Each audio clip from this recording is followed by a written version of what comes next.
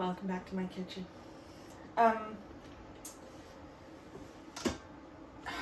feel like I need a cool, starter phrase. Anyway, hello and welcome back to my kitchen. I'll have to do for now.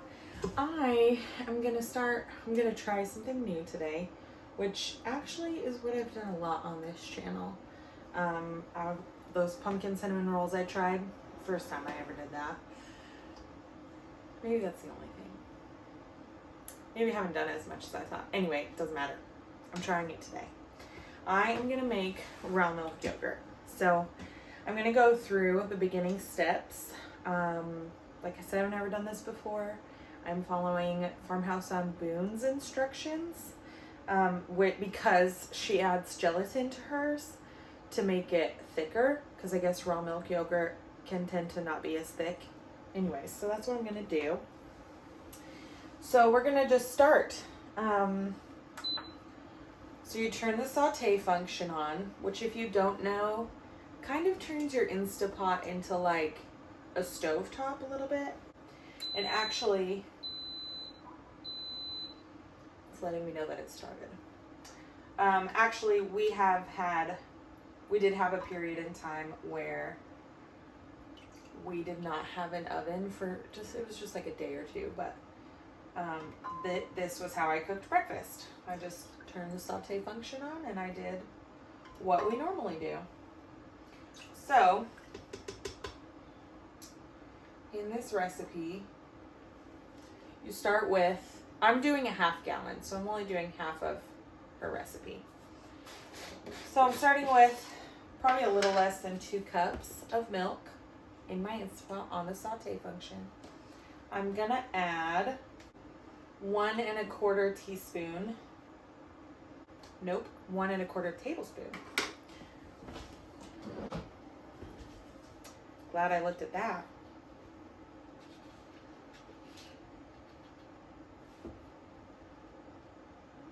I don't know if I'm supposed to let it get warm first, or if I could just sprinkle it.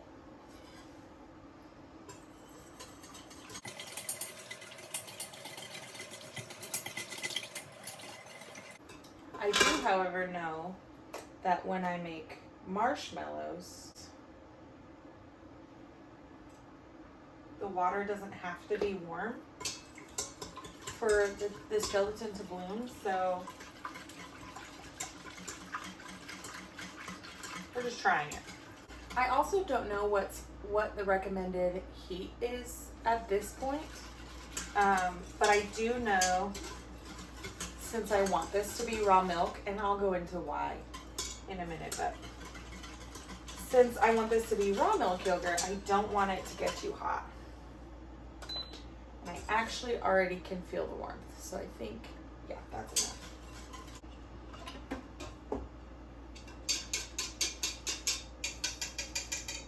So it only got up to 135. That's a little hot.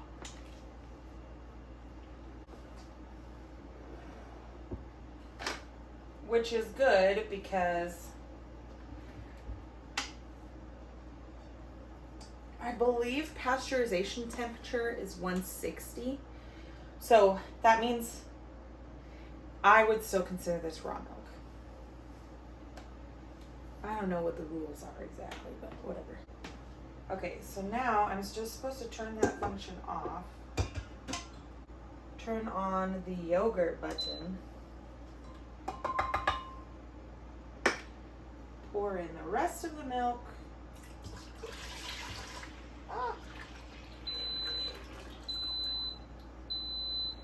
Definitely spilled a little bit. And add, I'm supposed to add 1/16 of a teaspoon of starter culture. This is also Farmhouse on Boone's recommendation. That doesn't fit in there. I don't have an 1/16 of a teaspoon, so we're eyeballing half a teaspoon. We're eyeballing 1/8 of a teaspoon. I don't seem to multitask well, do I? And then I'm going to dissolve that.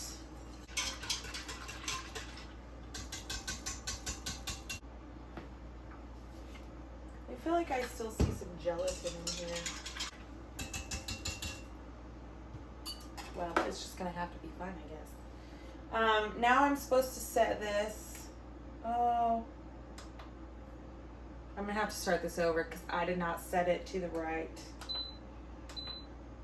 amount of time. Because I definitely want this to go for 24 hours. And then you're supposed to just put the lid on and it does its thing. To my knowledge, yogurt is supposed to be heated up to 165, then cooled back down to 108, and then I think stay there, and that's the fermenting part. Don't quote me on that. Also, you could just go to Farmhouse Humboot's page and look at everything. Also, she said to take the ring out because it harbors smells and flavors even if you clean it. And I make bone broth in this a lot. So, I've taken that off. And it doesn't need to seal for yogurt, I guess. So, that's this step. And I will talk to you a little bit about why I'm doing this specifically with raw milk yogurt. And then after that, we'll come back tomorrow night and see how it looks. And then it's to go in the fridge for another 24 hours. And then it's ready to eat. So, we'll see how this goes. Really hoping that it goes super well.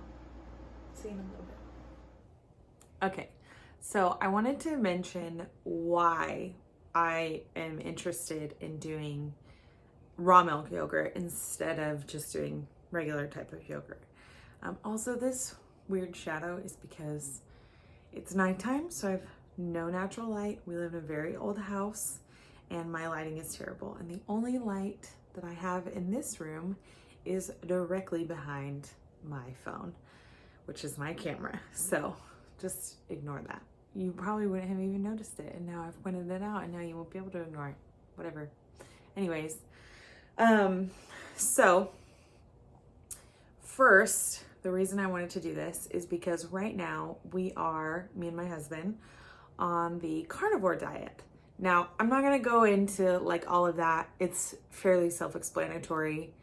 Although we're doing the animal-based version of it, which includes other things besides just meat. And so one of those things is raw dairy. And we live in North Carolina, which North Carolina does not like to sell raw dairy, except for raw cheese. We've been able to find that. So I don't know what that's about, but we have been able to find raw milk. It's very tricky in the state. You have to buy it as pet milk. You can't tell anybody that you're taking it home to drink it yourself. Like, what? It's so crazy, but that's how we have to do it. So we have access to raw milk. Because of that, I can make my own raw milk yogurt, which is impossible for us to find. We even looked like across state lines, which I don't think you're really supposed to do, but we did. And we couldn't find it even in bordering states that sell raw milk just fine. So that was the biggest reason, because on this carnivore diet, I cannot really do just meat. So I need something else. And so we're trying to incorporate other things, and me making my own raw milk yogurt is one of those things. The second reason I wanted it to be specifically raw milk is there's a couple of reasons. I'm not going to go into, you could go online and look up a plethora of things. I'm just going to say the things that were specific to us. Raw milk has more good bacteria in it. When you pasteurize milk, I'm holding this mug like like I'm gonna drink while I'm talking to you. There, technically I did it. Actually, it's just really warm on my hands right now. Anyways, like I said, when you pasteurize yogurt, it gets rid of all that bacteria, which there's a whole lots of reasons behind pasteurization, and there's lots of reasons behind keeping milk in its raw state. We've done the research. We prefer it in its raw state. So it has a lot more bacteria in it, which is why I had to use that little powder starter culture that I got. Because when you make regular yogurt, you can just use like previous yogurt. You can even buy yogurt from the store as long as it's the right kind, and just add that as your like culture starter. But with raw milk, you have to get one that's specific, that will specifically work for the bacteria that's already in the raw milk, which is what we want to stay. It's higher in probiotics, it's higher in all of that stuff, so it's better for your gut. There's something called the GAPS diet that I haven't really looked into, but I know it's for healing your gut. And you can only have yogurt that is from raw milk. I think it has to be from raw milk. I know it has to be yogurt that's been fermented for 24 hours. Maybe it doesn't have to be from raw milk, but that would make sense to me. Anyways, so we wanted to make sure it could be pasteurized, fermented for the full 24 hours. I found out that most yogurt that you buy from the store is maybe fermented for an hour, maybe not even that long. And so I just really wanted to control the timing for us. I guess if you buy some smaller brands, they can be fermented for longer, but I don't know which brands those are, and I don't even know if I would have access to them. So this is just easier. And then the last thing that I personally wanted to point out was just that raw dairy is easier on your body as a whole.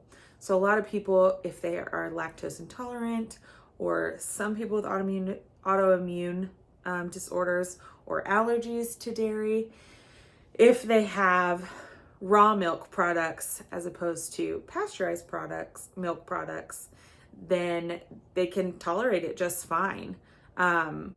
Even I have a family member who struggled with some anxiety, and it was pretty severe. They had to cut out a lot out of their diet. They learned a lot how to eat well for their bodies so that they didn't have any internal triggers that would contribute to the anxiety.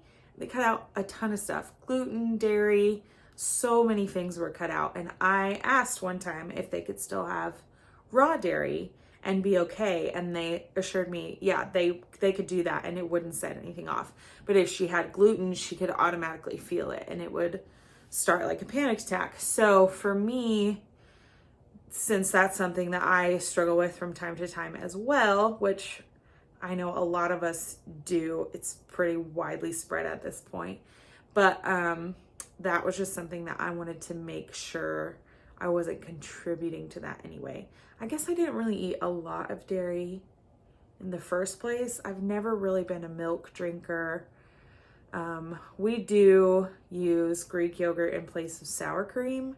And then sometimes I'll have it for like a snack with some maple syrup or something. But since I can have raw dairy right now, it was important to me to get this going. That is my very, very small 2 cents worth of why I wanted to do this, if anybody cared. And now that I have said that, I will see you next when our yogurt has been fermenting for 24 hours and hopefully we can see what it looks like. I'll show it after 24 hours when it's been fermented, but I'm really going to show it after another 24 hours after that when it's been cooled in the fridge and I can put it into a bowl and like have it for a snack. So it's going to be a process, not for you guys, but for me. So I'll see you again in a little bit when we can look at our yogurt product. Okay. It's been actually a little over 24 hours, but that's okay. I have not opened this. I was very, very, very tempted to look at it this morning, but I know that the temperature like keeping the temperature for the full amount of time is really important for yogurt, or at least that's my assumption. So I didn't want to mess with it. So I have not seen it yet.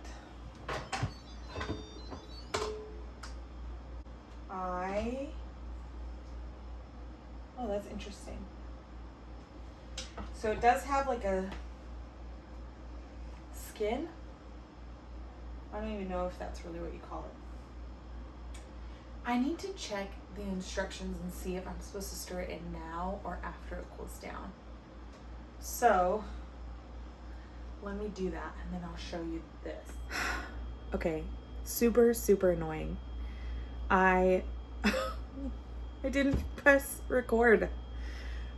It's the most aggravating thing when I do that. So you missed all of it. You missed me opening it. Maybe you saw me opening it. You missed. There is like a creamy layer on the top from like the fat of the milk, and that was on top, and you can either skim it off. The instructions that I have, she really likes that layer, but I decided to mix it in. So you missed seeing what that looks like. You missed me stirring it in. Super frustrating. Sorry about that. But I will show you what it looks like now. So this is what it looks like now. To me, I still wish it wasn't quite so watery like that, but I'm wondering if some fridge time will remedy that. So we're just gonna see if that happens. You know, I already recognized that this was a terrible background to have, and I still think that I filmed it. Yeah, I definitely did film it with that in the background. Let's just shift now that you already know. My pantry's a mess. Anyway, okay, I'm just laughing at myself in the pain that I'm in right now from not recording. My genuine reaction about it, the fact that you could see it, it's just really frustrating. I've done this before, which is the most annoying thing. You would think that I would like double and triple check because it really is annoying when you do that. But anyways, we're moving on. It's fine. So that's what it looks like. Hoping that the fridge gets it thicker like I want it to. And that's it. I am loving how easy this was to do. Like, it took little to no effort at all. Just a little bit of time. Not really even my time, just some counter time. I maybe spent 5 to 10 minutes on it last night. And when I'm filming, things take me longer than if I were just doing it. So I probably had like extra effort than even what I needed. Or whatever, does that make sense? Probably took longer last night because I was trying to film it than it normally would have taken me. So it has not taken me very long at all. Super excited to see what it looks like tomorrow after it's chilled. And I'll see you then when we know what it looks like. And before it went into the fridge, I covered it with a beeswax wrap. So you'll definitely want to cover it with something. Okay. Let me not forget to record this morning. It has not been 24 hours later, but I did take a little peek at my yogurt this morning, and I think it looks rather great. It's different than what you buy at the store, but that's, I think, to be expected when you make homemade things. So I'm really, really hungry this morning, even though I ate breakfast. So I am gonna try a little bowl. I'm gonna add some maple syrup to it because I'm sure it's gonna be tart. No, wait, I tried it this morning and it is a little tart. So I'm gonna add a little maple syrup and maybe some strawberries if we have them. And I'll show you what it looks like.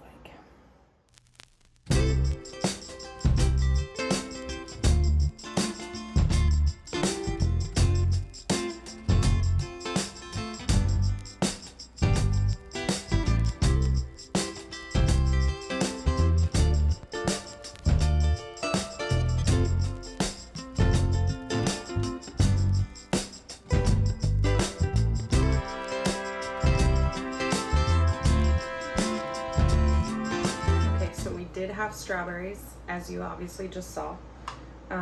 So I did try this with just the maple syrup and before I put the strawberries in, and that was pretty good. I think I could even eat that as a snack, but obviously the maple syrup does make it a little bit runnier. So, whatever. Let's try it with the strawberry.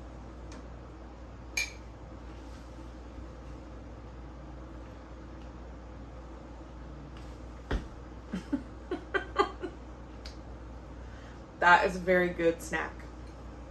This is gonna help me a lot with a snack because I knew I was hungry. I started to feel nauseous. Like I said, even though I had breakfast, and with this diet that we're doing right now, I don't even like calling it a diet. To me, we're doing like this like elimination. I don't know if I mentioned that before, but I'm doing it like an elimination to see what my body's sensitive to. And so I didn't want to come home and like cook like a burger patty or something. So this is, I think, exactly what I needed. Super helpful. This is not the end of the video. I just want to keep eating this so bad right now. This is not the end of the video. I am going to show you what it looks like 24 hours in because, like I mentioned, this is the first time I'm doing this. And so I just see as we're kind of learning together.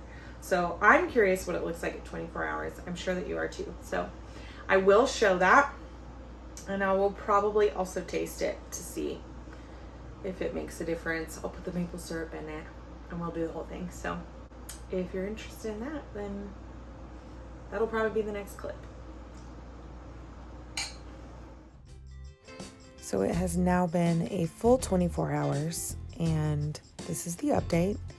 It really doesn't look that much different from the last time I showed you, but that's okay because the last time I showed you, it had thickened significantly. So I'm still happy with it.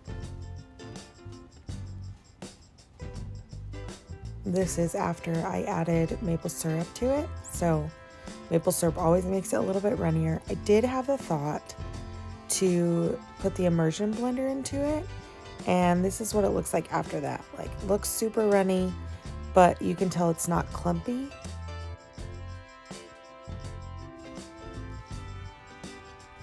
Like, that's how runny it is after the immersion blender.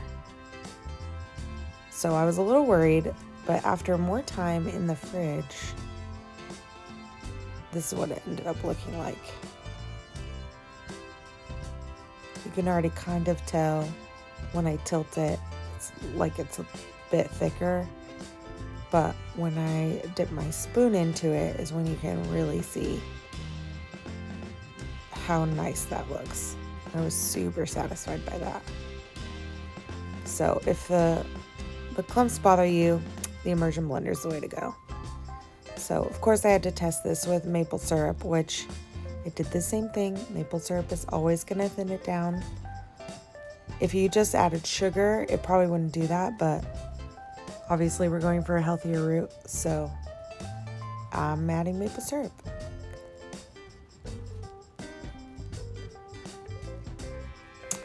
And then that would be the final product before you put any fruit or anything into it.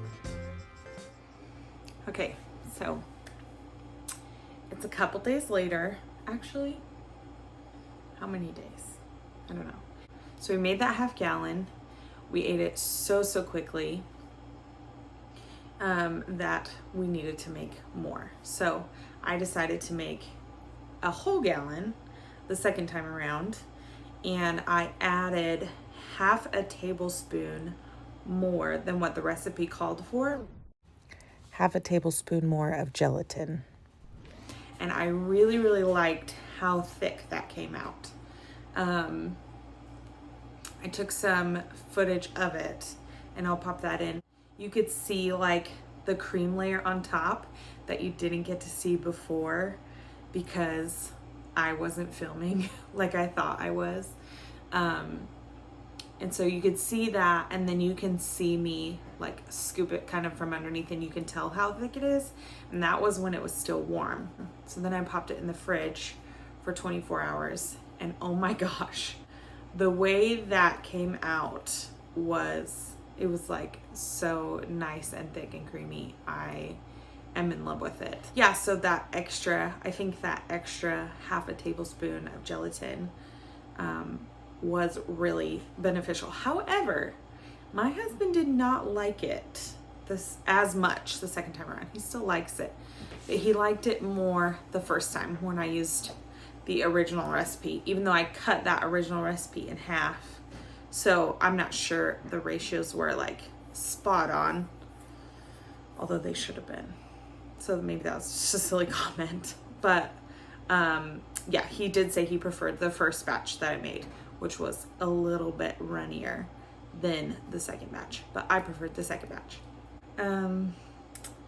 That's how you make yogurt. Super happy with the process. I will definitely keep this in my rotation of things that we make homemade and keep on hand, because really and truly, I just don't think it could get any easier. So I hope you enjoyed the video. I hope it was helpful. I think I say that at the end of every video so far. Let me know if you have any questions, and I'll be happy to answer what I know or what I did. Like this video for me, subscribe if you find my content interesting, and I'll see you in the next one. And I did just want to show how the second batch of yogurt turned out with the maple syrup and the fruit and all of that. So just popping this little bit of footage in.